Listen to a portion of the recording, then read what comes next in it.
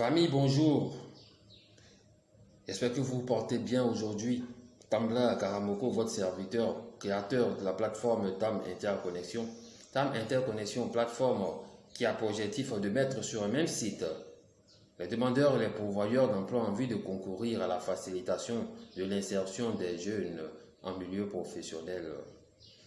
Nous vous recommandons de cliquer très vite sur le bouton s'abonner. Parce que c'est un seul taxi, ce n'est pas encore une société. J'attends quand ça va être 2, 3, 4, 5, 6. En ce moment, je parlerai de sociétés dont j'y mettrai tout le sérieux. Ce n'est pas vrai, mon frère. Le sérieux, tu le mets depuis l'achat du premier taxi. Si c'est géré de façon correcte, si tu respectes les prescriptions que je vais essayer de te donner, tu vas te rendre compte que non. Ce secteur-là, tu vas t'en sortir pleinement là-dedans. Déjà, il faut acheter un véhicule neuf.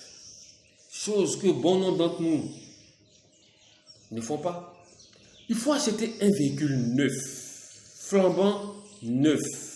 Si tu ne peux pas acheter un véhicule neuf, achète un véhicule aussi neuf que possible.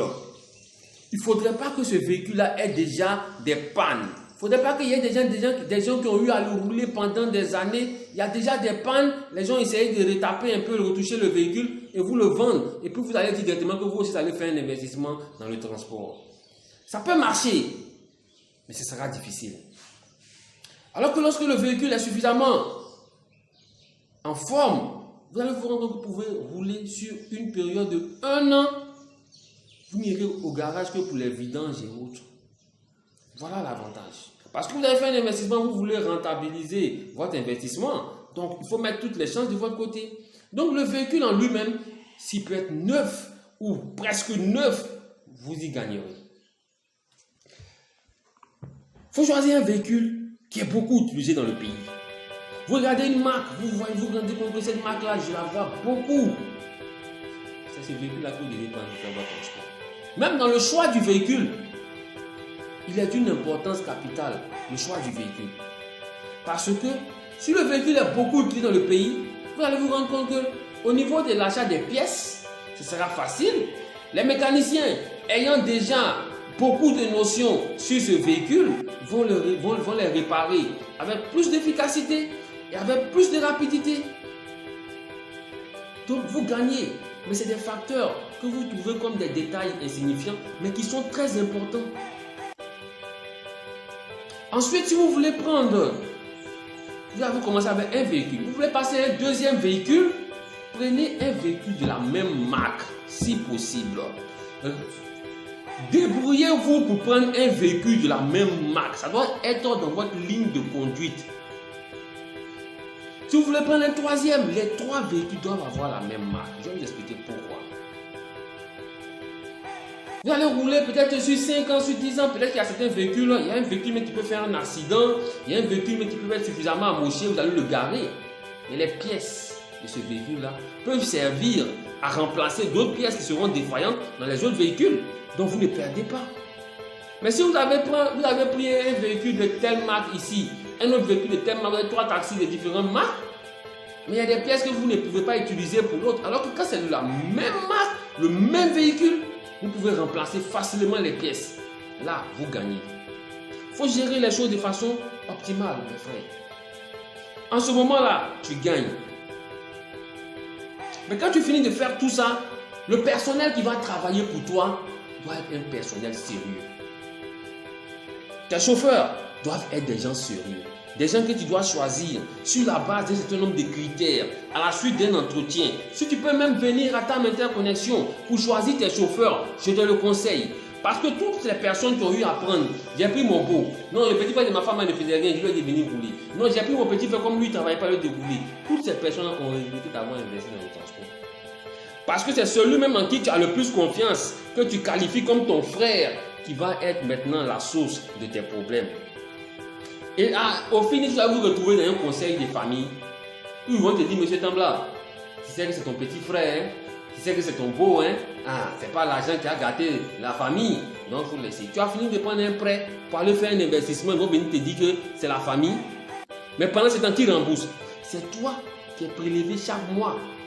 Donc, mon frère, avant d'aller faire ton investissement, Quand on parle d'argent, on ne parle pas de famille. Prends un chauffeur sérieux. À Tam Interconnexion, nous avons des bases de données qui sont ici. Et vous pouvez trouver ici des personnes sérieuses pour aller faire votre travail. Ce gars-là, sachant qu'il ne te connaît pas, que vous n'êtes pas parenté, il sait que tu peux facilement le conduire à la gendarmerie. Mais si c'est qu'il est ton beau, vous allez voir que souvent, généralement, les gens se laissent aller et puis ils font des bêtises. Ton chauffeur doit être sérieux, quelqu'un d'honnête, quelqu'un de consciencieux. Même s'il est compétent, il doit avoir ces qualités-là. Ton mécanicien, il doit être quelqu'un de sérieux. Il doit être quelqu'un de compétent, certes, mais il doit être sérieux. Comme je vous l'ai dit dans les autres vidéos, nous avons ici des mécaniciens qui sont là dans nos bases de données. Venez à Tam Interconnexion et nous vous mettrons en contact avec des gens. Le fait de savoir que les choses se sont faites de façon professionnelle et que vous êtes reliés par des contrats et autres, généralement, les gens se mettent au travail correctement. Mais quand vous prenez déjà ton bon mécanicien, parce qu'on a dit que c'est un bon mécanicien, il vient et puis à la fin, il te fout la merde. Mais quand il te fout la merde encore, tu ne peux rien faire. Parce que c'est le petit frère de ton ami, parce que c'est l'enfant de ta soeur, parce que c'est l'enfant de cette personne. Vous voyez, professionnalisez votre secteur. Mais quand vous ayez un bon mécanicien et un bon chauffeur, frère, même si tu as un taxi, il faut prendre un gestionnaire.